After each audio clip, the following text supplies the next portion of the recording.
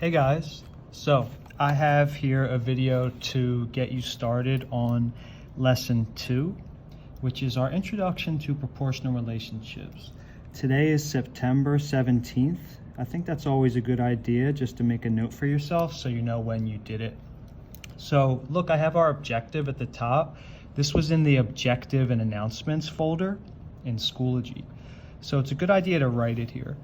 So our objective is we're going to determine if two quantities have a relationship that is proportional by finding a multiplier. So these two terms, proportional and multiplier, I would put them both over here inside of your vocab notes for the lesson.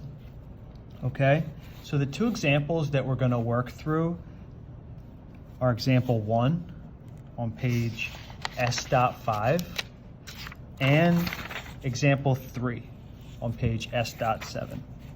So if you need to press pause and get your objective down, I want you to do that. So let's look at example 1, and I'm going to annotate as we go. A new self-serve frozen yogurt store opened this summer that sells its yogurt at a price based on the total weight. So the price comes from the weight of the yogurt and its toppings in a dish. Each member of Isabel's family weighed his dish, and this is what they found. Determine if the cost is proportional to the weight. So we see here that this is our question. This is what we're trying to figure out. If the costs here, the 4 costs, are proportional to the weight. And what we're going to see is we're going to check the relationship between each of these pairs. And we're going to look for something called the multiplier. And if these 4 pairs have the same multiplier, or we could say a constant multiplier, then we're going to say, yep, this is proportional. So here's how we're going to do that. We're trying to find the cost per ounce. So what we're going to take is our cost and divide it by our weight. So if we look at this first pair, that's a cost of $5 divided by a weight of 12.5 ounces and dollars. Always include our units. And when we do 5 divided by 12.5, we get a unit rate of 0.4, which in money is 40 cents. So we just found a rate of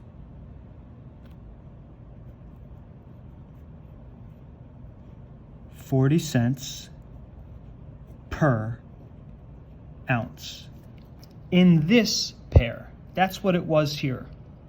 So what I would like you to do is press pause on the video, and I want you to go set up these 3 pairs following our model and see if each of these pairs give you this same rate of 40 cents per ounce. Go ahead.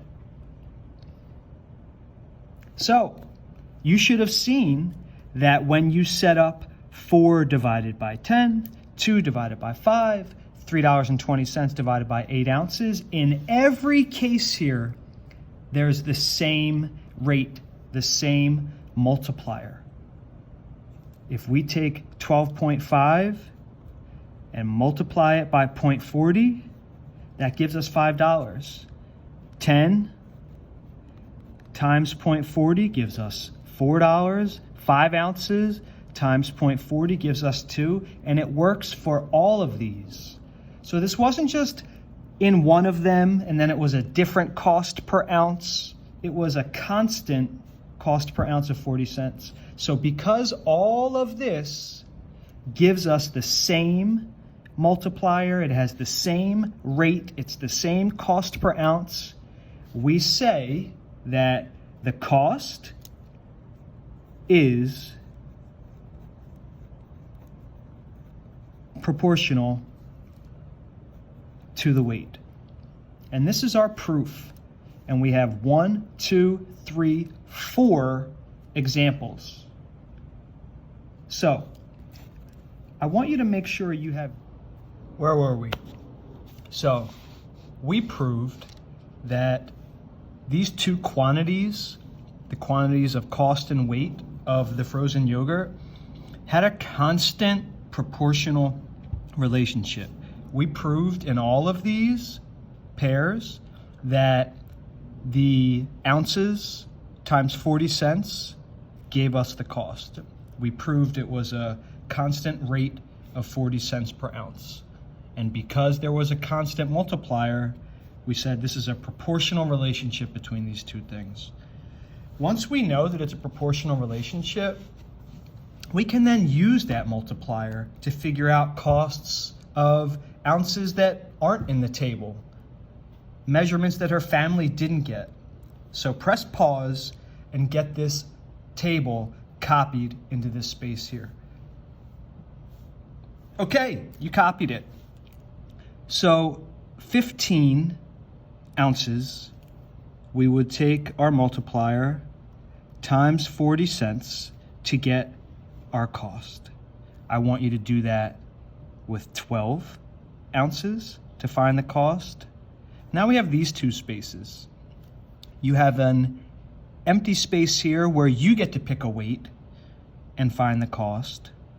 And last but not least, our challenge box. Copy this the way it is, and then I want to see who can figure out what goes here. And there's going to be a chance later in the lesson for you to tell me what's different about this space in the table and how you would find this weight.